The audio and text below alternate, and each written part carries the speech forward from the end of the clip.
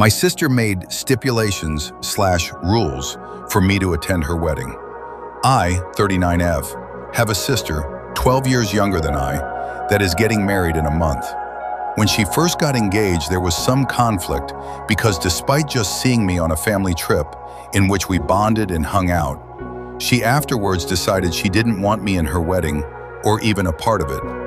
She did ask my sons to be ring bearers. She lied when I spoke to her about it and told me that we could take one photo together for consolation. Naturally, I was hurt and confused. Yes, I am older, but we are still sisters, and she is having a big wedding. I expected to be involved in some way, shape, or form. Thanksgiving came, and I admit I was still hurt and drank a little too much. However, I didn't say a word to her or her fiancé, or anyone for that matter. I just went to lie down, and that was the extent of the holiday. I hate confrontation, so instead I self-medicated with alcohol and a pot gummy, which is not something I would normally do. I just wanted to get the day over with. We went to the movies the next day and spoke, and all seemed fine. Until my mom sat me down yesterday to read my sister's stipulations for me at her wedding. Please review these if you can. I am hurt and utterly flabbergasted. I was looking forward to the wedding, but now I have no desire to be there. Also, for clarification, I do not have a drinking problem. I teach middle school, I am a homeowner, and I have a master's degree. Years ago, I was diagnosed with chronic pain and given quite a lot of pain medication. However, I recognized that I was self-medicating my feelings more than pain and took myself to rehab. Nobody sat me down, I just went. I took care of my problem, and yet my family still treats me like the black sheep addict. I've never touched street drugs. I just realized I had a problem and dealt with it. However, when you read this email, you would think I've been in and out of jail and hammering down heroin in the meantime. I am not even allowed on the property when my sister gets ready, and that's not the worst of it, sadly. Email stipulations.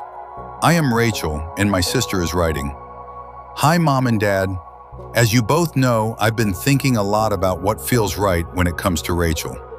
I want to make sure the day is safe, calm, and joyful for everyone, especially me, Max, and you both. This day is as much a celebration for you as it is for me. All I want is for you both to be fully present with me, enjoy the day completely, and have no worries. I love you both so, so much, and I am so grateful for everything you've done to make this day possible. In order for Rachel to attend, the following boundaries need to be clearly understood and agreed to ahead of time. These are non-negotiable. Wedding attendance agreement for Rachel 1. Transportation and midday plan. Rachel will take an Uber at 12 p.m. to drop off the boys at Ponte. Upon arrival, the boys must be fully showered, dressed, and have their snacks and water bottles ready. She will create a positive, encouraging space for the boys to be excited for the day. Absolutely no negative talk or manipulation toward the boys will be accepted. Aunt Lisa will take over responsibility for the boys from that point forward. After drop-off, Rachel must leave the property immediately. 1. Arrival time. Rachel is not permitted back on the property until 3:30 p.m. when all guests are invited to arrive. She must be prompt and on time, no exceptions. 1. Sobriety requirement. Rachel must arrive completely sober and remain sober for the duration of the event. If at any point she appears intoxicated, as determined by family, coordinator, or security, she will be required to leave immediately. 1. Monitoring and enforcement. Aunt Lisa will be designated to keep an eye on her throughout the evening. Venue staff, security, and bartenders have been informed, at my final walkthrough this past weekend, of the situation and will support enforcement if needed. If concerns arise, she will be escorted back to her hotel immediately. Uber will be ordered by Aunt Lisa. If necessary, her purse will be searched. 1. Departure plan. Rachel will be responsible for taking herself and the boys home at 10 p.m. immediately following the grand exit. No exceptions to this timing. 1. Photos. Photos including her will be limited to bride plus Rachel, Jess plus Max plus boys, plus Rachel, Jess plus Max plus mom and dad. It goes on, but again, my shock is palpable. This is insulting and absolutely not necessary. If I can hold down a full-time teaching job with middle schoolers, I'm pretty sure I can handle a freaking wedding. Also, I would never, ever do anything to jeopardize her wedding. I love her, and I've been excited for this. Now it is clear that she does not get me present. I'm also about the quietest person ever. My biggest fear is my mom will go over my head and still take my sons. They are middle school age and refuse to go if I'm not welcome. But my ex is creepy close with my stepdad, and I foresee an issue there. However, we are a package deal. Any advice is appreciated. I don't want to use the word hate because I don't like that word, but it honestly gets close sometimes. My mom is the oldest of 5 girls. My whole family is very close. We all hang out almost every Sunday. Something about my family is that everyone makes fun of everyone. It's normally just small teasing, but you can tell who is insecure because they take it too far. My aunts, my mom's sisters, are the ones who do this a lot, especially to me. I know why they would be so cluckin' rude. I was a quiet kid. I've never been able to protect myself verbally, so they attack. They've said horrible things to me for as long as I can remember. Them doing this caused me to be extra quiet. I wouldn't talk or play much when we went over to my grandparents'. I would bring a bag with my own toys and coloring books to keep myself busy. They would make fun of that too. For no reason, just saying, "Look how much stuff she brought," and all start laughing. Like, what the cluck is funny about that? I was in elementary school. Kids bring toys and stuff everywhere all the time. I eventually got an iPad when I was older so I could work on stuff there and not have to bring so much stuff and get embarrassed. As I got older, I just got quieter and quieter. But then my sister's wedding happened. I am very protective over my siblings, especially since I know what it feels like to get made fun of or to have people talk behind your back like that. So when my older sister's wedding came around, of course my aunts had things to say.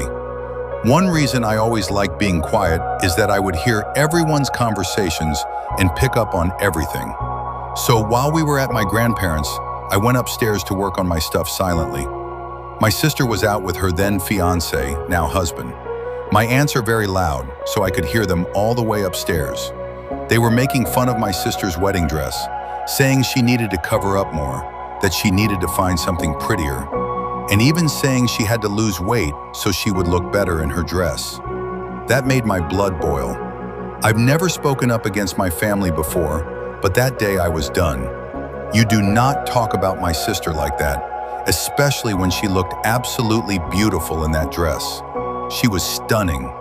I marched down those stairs and lost my pecking mind on them. I screamed my head off. They shut up so quickly. They were not used to me talking to them like that.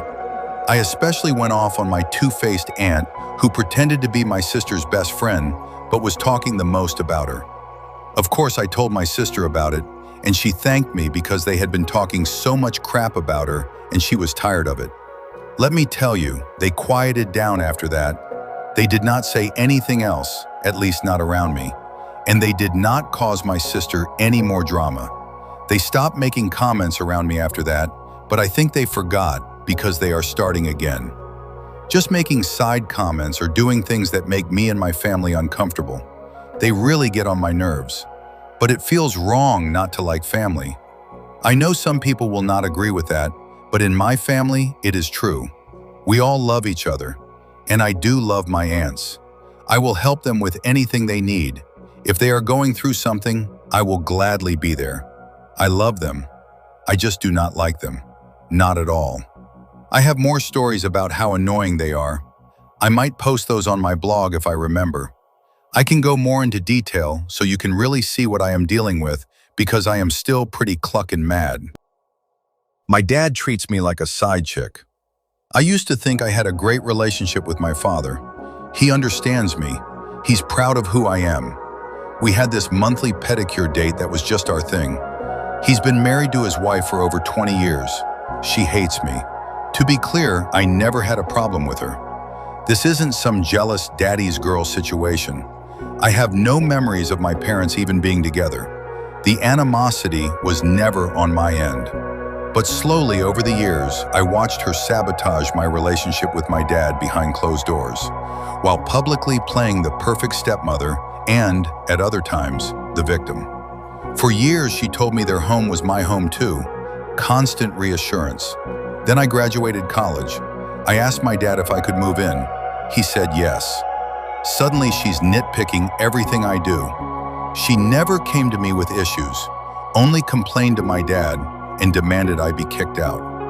When that didn't work, she switched to, "You didn't ask my permission." Funny how that contradicted all those "your home" speeches. Then she offered me my brother's room while he was away on summer break. Cleaned it up, assured me the brothers were on board, so I accepted. My brother gets home, walks into his room, confused why I'm in there. She never told her sons a thing. When I tried to talk to her, she dismissed it, blamed the boys, said it was a simple mix-up. It didn't feel that way. Here's the context she probably didn't want me to have. Her sons wouldn't help her clean the house. I hated watching them treat her like a maid, so I'd jump up to help and make them help too. I think she resented me for that, which made that mix-up feel intentional, like she was trying to drive a wedge between me and my brothers. I left on the first lifeline someone offered me, and that's just the tip of the iceberg. But this isn't really about her. I accepted a long time ago that she'll never see me as her daughter. What hurts is realizing how my dad plays into this. When I say I'm getting side chick treatment, I'm not exaggerating. He only calls me when she's not home. Conversations have to end abruptly if she walks in. I get last-minute invites to come over while she's at work, and I have to leave before she gets back. He makes plans with me and cancels because he'll get in trouble if she doesn't approve. Look, I'm not married. I'm not judging how they run things. If you're thinking, just include her, we've tried. She doesn't want to come. We try to discuss things with her. She always has a million reasons why we can't spend time together. My dad is from another country. I've waited 6 years to take this trip with him to visit his hometown and see our family. I used to empathize with him. He defended me every time she tried to slander my character or send me away. I held on to that. But now, I can't find the empathy anymore. Because at the end of the day, it doesn't really matter what she does. He's the one sneaking around. He's the one telling me one thing and doing another to keep the peace with her. I don't feel like his daughter anymore. I really do feel like his side chick. And I have to accept that I've been participating in this charade right alongside him. I can't do it anymore. I just want to be his daughter. I need to tell him how I feel, not with an ultimatum, not asking him to choose between us. I just want some awareness that treating me like this hurts. He's so caught up keeping peace in his marriage that I'm being pushed aside. He hasn't really considered what that does to me. I'm not looking forward to this conversation. I don't know what he could even do to fix it. I wish we could all sit down and hash it out, but I know even suggesting that causes problems.